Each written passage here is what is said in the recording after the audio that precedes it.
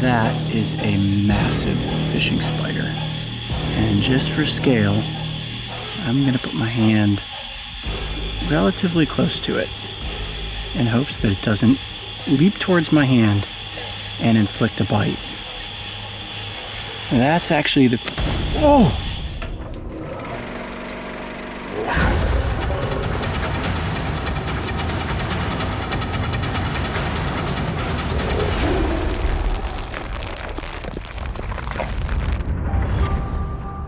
Several years ago, we released an episode titled Bizarre Creatures of Texas, where we found and featured a colorful mix of species, including a brilliantly blue ribbon snake, a feisty little musk turtle, and a truly alien-looking fish known as a spotted gar. Wow, this fish certainly is prehistoric looking. We have returned to the scene of this wildly successful adventure with a new curiosity.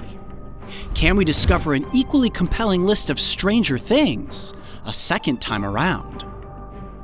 This prehistoric-looking cypress swamp is cloaked with shallow, dark waters, making it the perfect nursery for prey species to develop and predators in training to hone in on their ability to hunt. But under the light of day, the hunting fields seem to be eerily quiet. The reason for this is that the midsummer months in East Texas can reach sweltering temperatures, so the best time to witness creatures displaying predatory behavior is at night.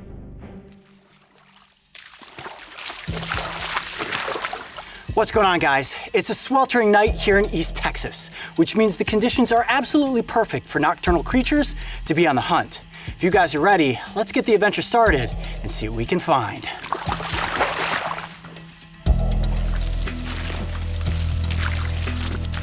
There's a lot of glowing eyeballs out there.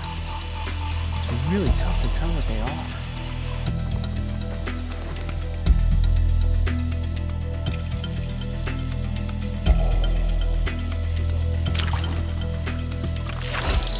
There's no way to catch that frog. That is a classic Texas bullfrog right there.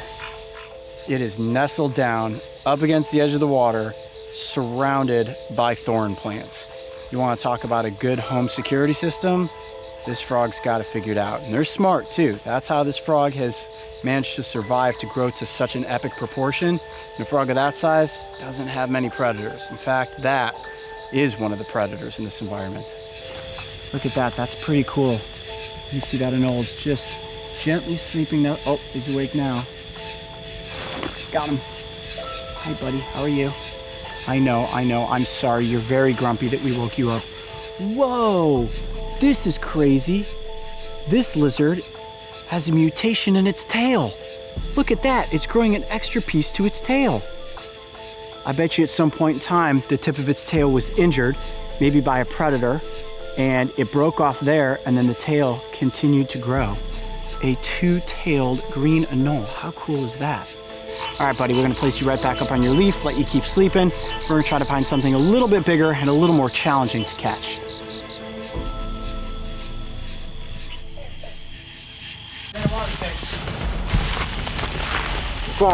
Nice. Look at that. Absolutely love this species.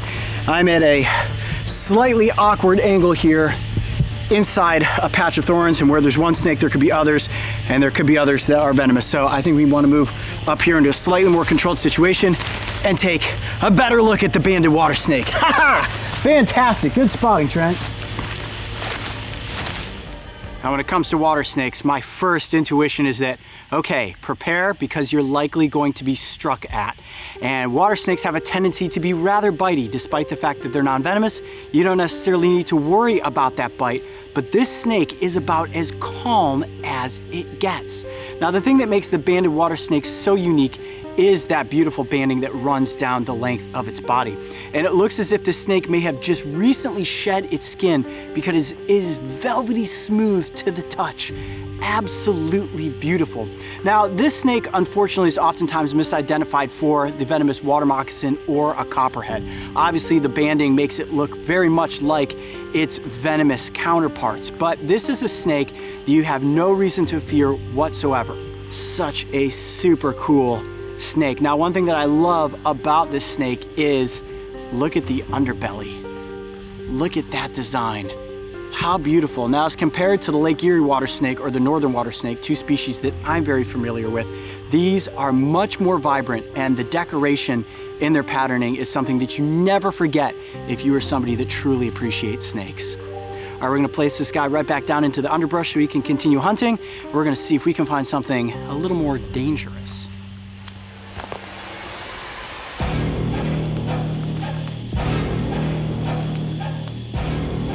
I'm gonna approach this one very slowly.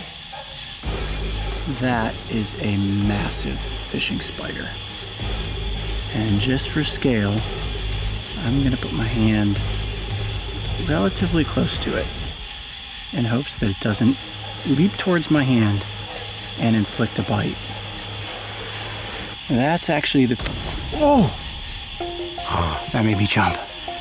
That's actually the female. The male is a little bit further down. The females are much larger than the males, and that may very well be the largest fishing spider I have ever seen. She probably lives back up underneath this piece of bark. Let me see if I can gently coax her back out into the middle of the tree here, just a bit. There we go. Look at that. Now, even at this size, this spider is so lightweight that it is capable of running across the surface of water. Really try to think about that. A spider that is that big, that is capable of running on water. If you had arachnophobia because of normal spiders, the fishing spider definitely is capable of giving some people nightmares. But the good news is that the venom that this spider possesses is only powerful enough to kill small fish, maybe some tadpoles, maybe a baby frog at the biggest. So, not necessarily an arachnid you should be terrified of. Tell you what though, being this close definitely gives me the heebie-jeebies. All right, let's keep moving.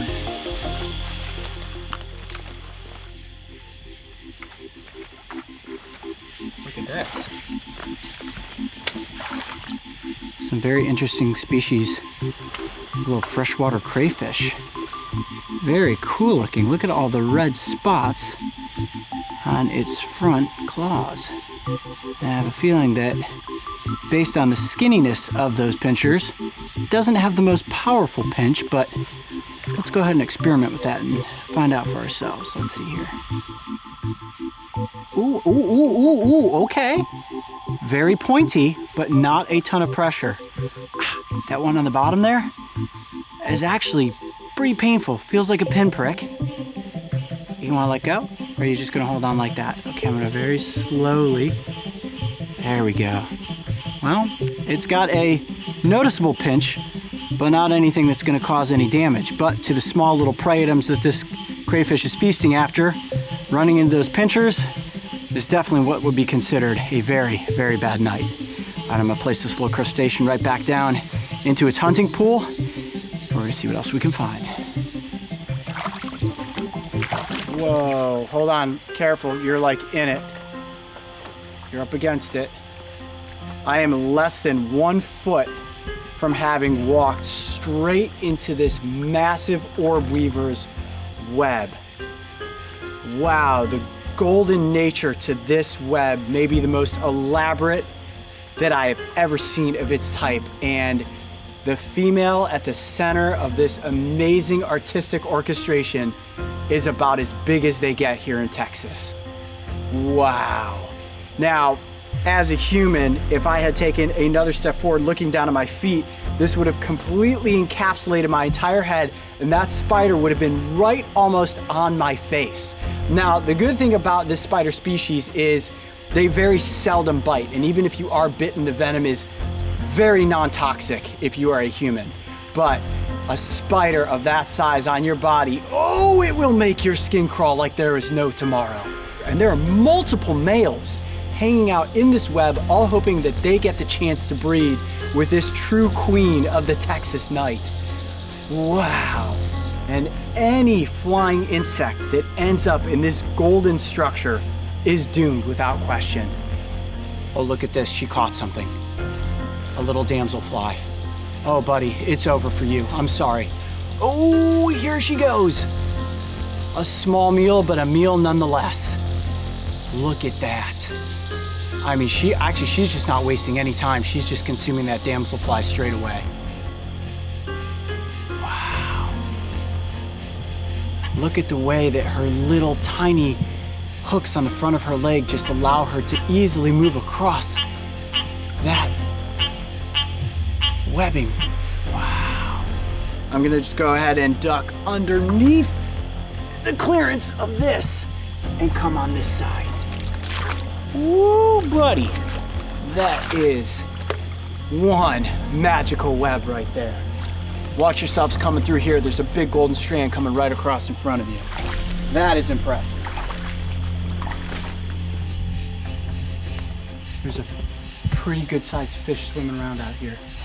That might be a largemouth bass.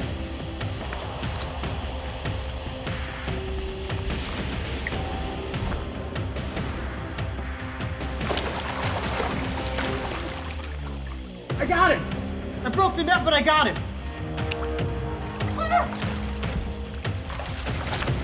How about that?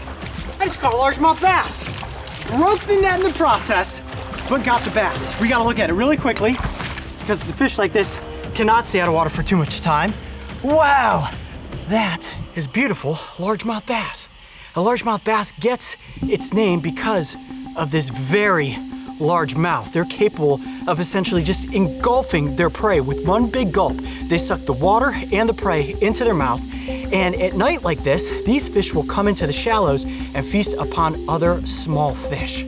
Wow. Now this is what you would consider, I would say, a medium-sized largemouth. They get quite a bit bigger than that, but it's not every day that you manage to net up a fish of this design. They are incredibly fast, predatory, and definitely out in full force under the cover of night to try and get their prey.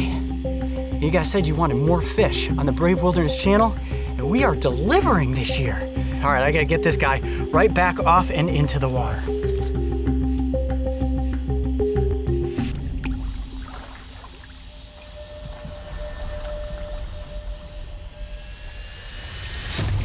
Got him! Yeah! We got a catfish. This is crazy. This is totally the night of the fish. So that, I believe, is a juvenile flathead catfish. And the way you can tell the difference between these catfish species is actually the tail fin. The blue catfish and the channel catfish have a V-shaped tail, and the flathead cat has a more square or sort of rounded tail fin. So, whoa, gotta be careful handling it. I believe, and it's kind of tough to tell when they're juveniles, I believe this then is a flathead catfish. Now, they do have rather prominent spines on their pectoral and dorsal fin, so I do have to be careful that I'm not barbed in the process of holding this fish. But up front there, the thing that makes catfish so cool are those whiskers, or barbels as they're more scientifically known. Those are used to detect the environment, picking up chemicals. They are able to investigate the environment as they move throughout it, helps them detect predators and also search for their prey. And they have rather poor eyesight, so in a shallow pool of water like this, they will rely on camouflage to stay hidden from predators. But in its own right, this catfish is a young predator in the making. Now, the reason these smaller catfish are in a more secluded body of water like this is you can actually consider it a bit of a nursery where the smaller fish learn how to hunt and can stay away from the larger predators like alligators. I gotta be honest, I am never disappointed anytime we can manage to get a fish up close for the cameras. The last time I was hands-on with a catfish, it was over 50 pounds. But even seeing one of this size always gets me excited because catfish are one of the coolest fish species here in the United States. Well, I would definitely say it was a rather successful adventure out here tonight into the swamps of Texas. We came across a variety of species, including the largemouth bass and a little juvenile flathead catfish. I'm Coyote Peterson. Be brave. Stay wild. We'll see you on the next adventure. All right, little catfish, back off into the nursery you go. Nocturnal adventures always seem to result in an exciting series of animal encounters. Cooler temperatures, plus the cover of darkness and consistent activity from prey species always seems to be a good equation for finding strange predators in the swamps of East Texas. If you head out on a scavenger hunt in search of some stranger things, always bring a flashlight and only interact with animals that you can properly identify as being non-venomous. Hey Coyote Pack, if you thought these creatures were strange, make sure to go back and watch our first collection of Texas oddities and write in the comments section below to tell us which animal you think warrants the title of Ultimate Stranger Thing. And don't forget, subscribe or join memberships so you can follow along in the next adventure as a leader of the pack.